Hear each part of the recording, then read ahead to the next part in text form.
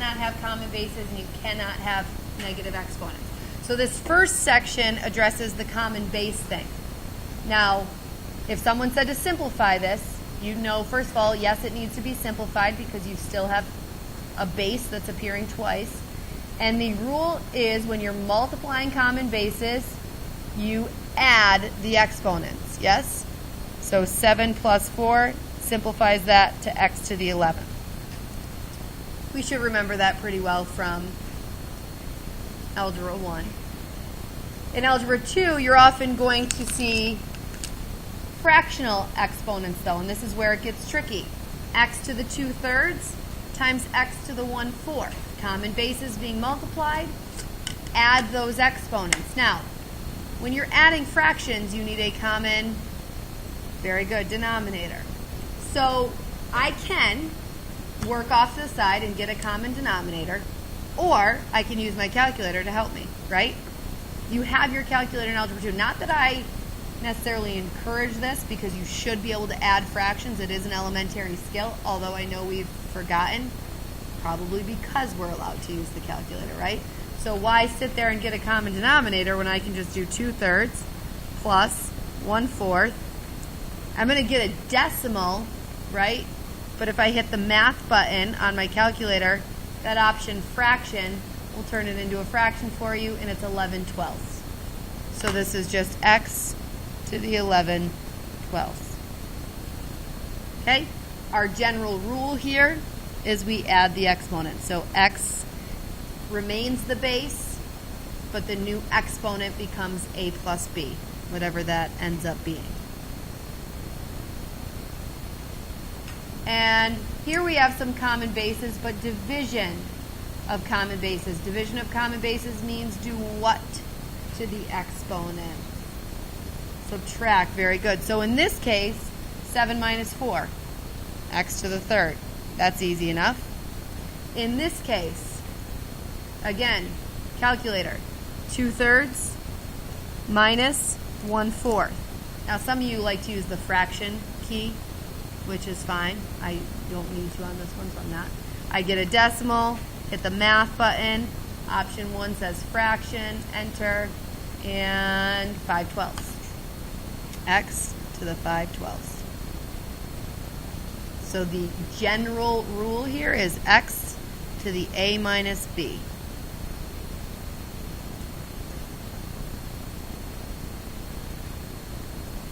Any questions on that? Okay. Power to power rule. Let's see. What's your name sitting next to 12? Cameron? Do you remember what you do here when you raise a power to power? Multiply. Very good. X to the 28th power. Now again, with the fractions, you can multiply them on your calculator. Multiplying fractions, though, is a little bit easier to do in your head than adding fractions, because you do not need a common denominator. I can just, on this one, multiply numerator times numerator. I get 2 over denominator times denominator. I get 12, and 2/12 reduces to 1/6. That's a little bit easier to do in your head without a calculator. In your general rule, x to the a times b.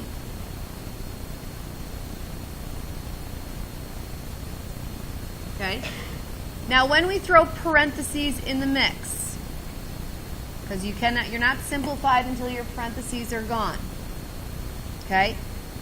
Oftentimes these rules, these power to power rules and these common base rules might also be in the problem. Like for example on number 4. How many parts are there to this monomial?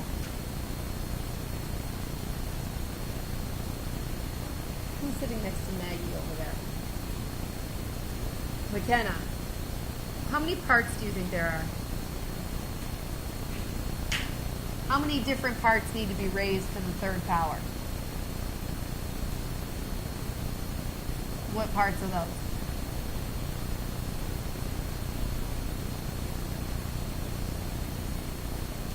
The exponents, okay, but there are actually 3 here because this is kind of the coefficient, right? the coefficient also has to be raised to the third power. Now, because that's not an exponent, I'm not multiplying 3 times 3 to get 9. It's a coefficient, so I'm going to raise that 3 to the third power as if someone just said, what is 3 to the third power? And again, you have your calculator, or in your head you can do 3 times 3 times 3, which is 27. When you get to the x squared, that's the second part. So the coefficient is the first part. Then you get to your x squared, and when you raise x squared to the third power, that is a power-to-power rule. Okay, so those get multiplied, the 2 times 3. So that's x to the 6th.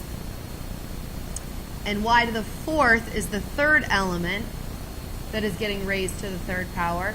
Power to power says multiply. And 4 times 3 is 12. So that's y to the 12th. So look at my final answer. No parentheses, no common bases, no power to power, no negative exponents. Okay, so that is simplified. Now 40, is this 4b? 4b is a little bit trickier when I throw a fractional exponent in there. Because I don't believe you guys know off the top of your head what 9 to the 1/2 power is. Do you?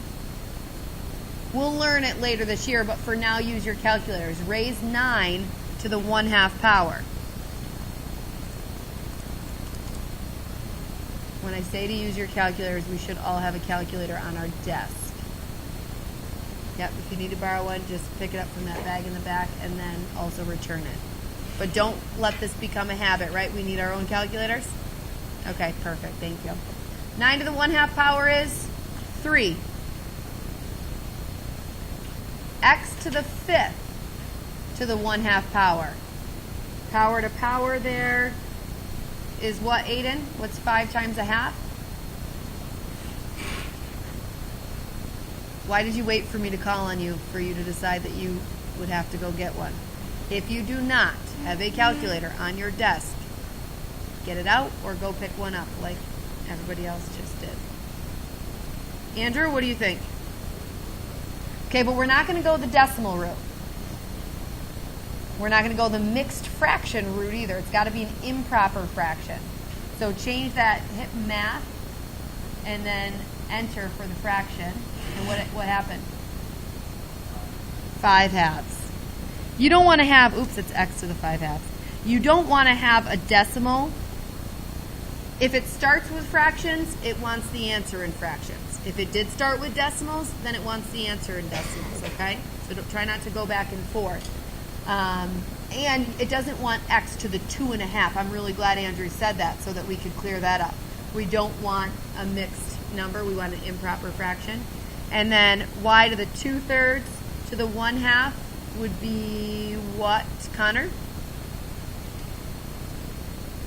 Y to the 1/3. Very good. It becomes 2/6, but then it simplifies. All right?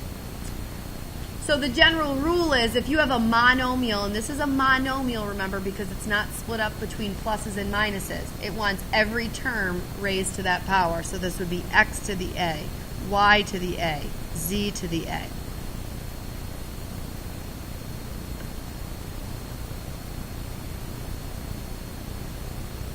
Okay? Now with our fractions in parentheses, same thing. Kind of identify how many elements there are. There's a 2 that has to be squared. There's an x cubed that has to be squared. There's a 3 that has to be squared. And there's a y to the 5th that has to be squared. Okay? There's 4 pieces of this. 2 squared is 4. X to the 3rd squared is what? Kaylee with an I. X to the 6th. Very good. Other Kaylee, what's 3 squared? 9. And John, what's y to the 5th squared?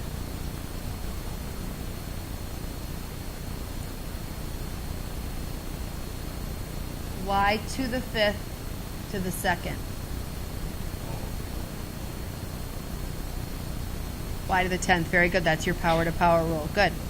So I have no common bases, I have no parentheses, I have no negative exponents. Life is good. All right? With fractions, okay? So 3/5 being the exponent on the x times 1/2 is going to make x to the 3/10 over 4 to the 1/2 power. I need a calculator, right? 4 to the 1/2 power.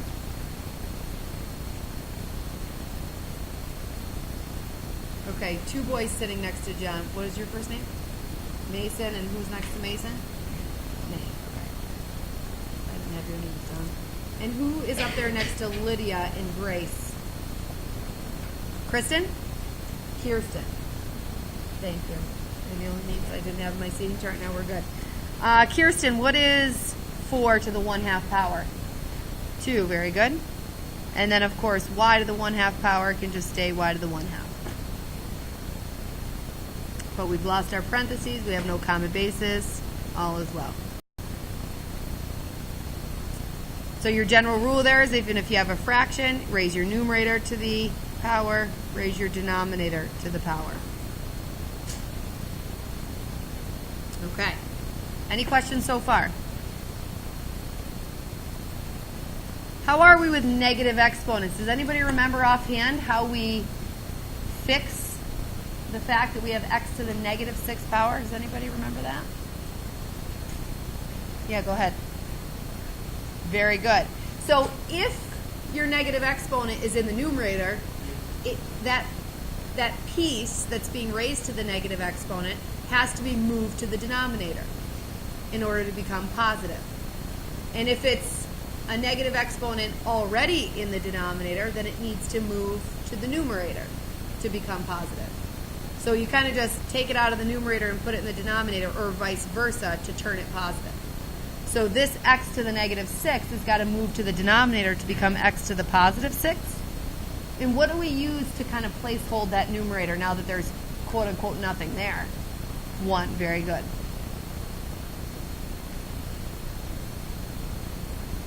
Okay, now on 6b, it's just a fraction. Same exact thing, though. I'm going to move this and its base to the denominator as x to the positive 2/3.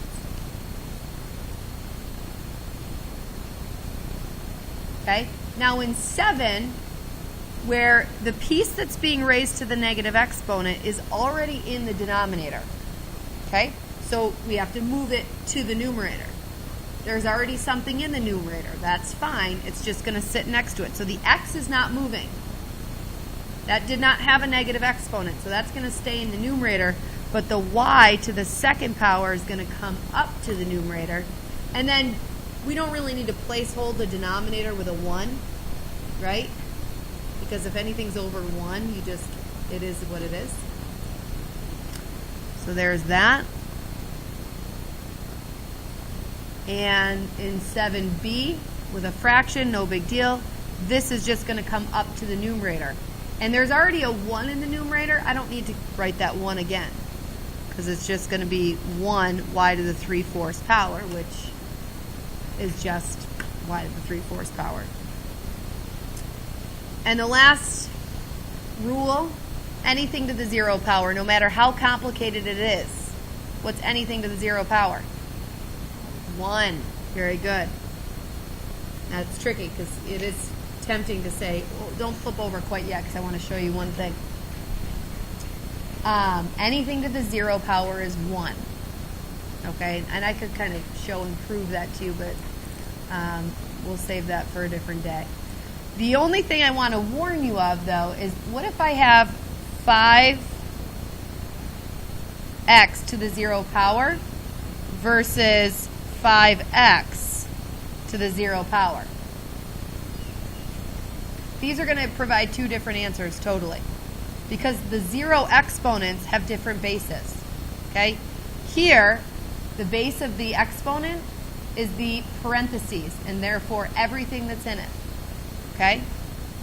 Here, the base of the 0 exponent is what? X. The 5's not being raised to the 0 power, just the x's. So this is 1. So this is 5 times 1, which is 5. Over here, though, this entire base is being raised to the 0 power, so this is just 1. See the difference there?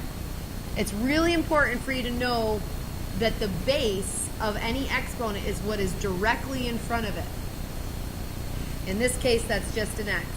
In this case, it's a set of parentheses. So that whole set of parentheses is the base of that exponent.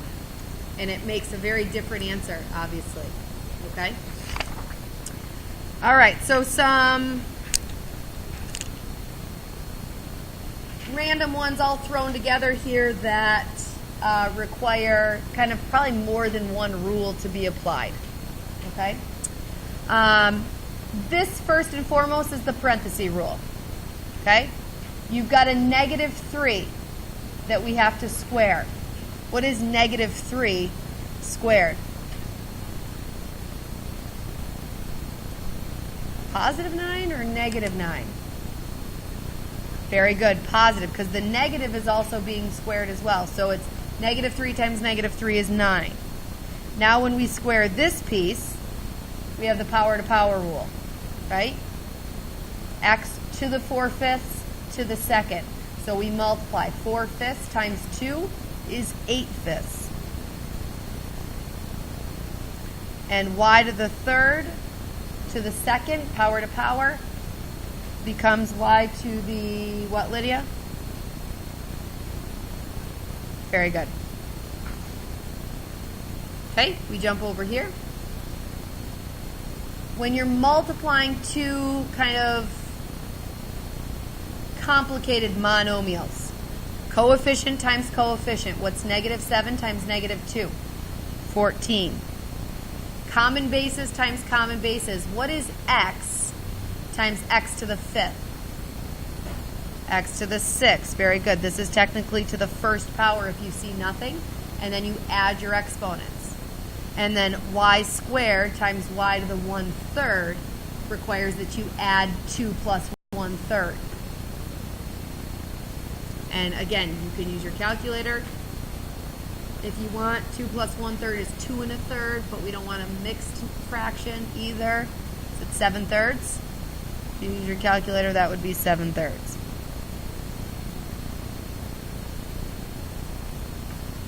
Okay? Number 3, division of complicated monomials. Coefficient divided by coefficient makes -7.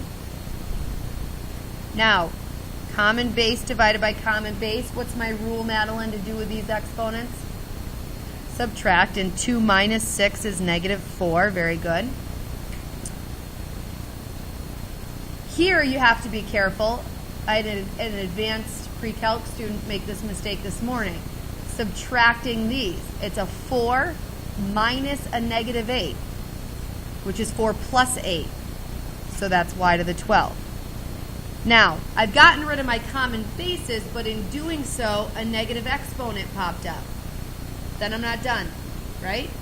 I have to address the fact that this is being raised to a negative exponent. So that is currently in the numerator. It needs to move into a denominator. The -7 stays put, and the y to the 12th stays put, but the x to the -4th moves to the denominator as x to the +4th.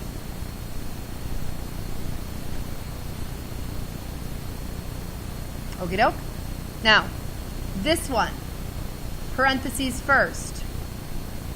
4 needs to be raised to the -3rd power, but don't do that on your calculator because it's going to give you a crazy decimal. Okay? We'll just leave it as a negative exponent for now. X squared to the -3rd, power to power, multiply, so that's x to the -6. And y to the 3rd to the -3rd, power to power, multiply, makes y to the -9.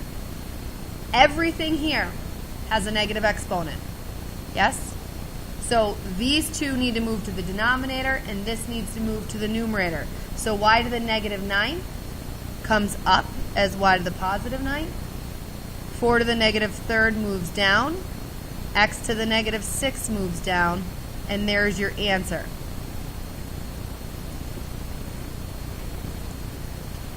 Okay? This is a Regents question. Really what you would do here is you would simplify this. It's going to break down to x to some number, and that number is A. Okay? Any questions on that? You'll simplify this. It'll become x to some number, and then to answer the question, that number is whatever the A value should be. All right? So your homework is going to come around. If you have a syllabus or something that you need to pass into me still, just throw it on my desk on your way out. If you didn't already pass it up in your homework, if you did, that's fine.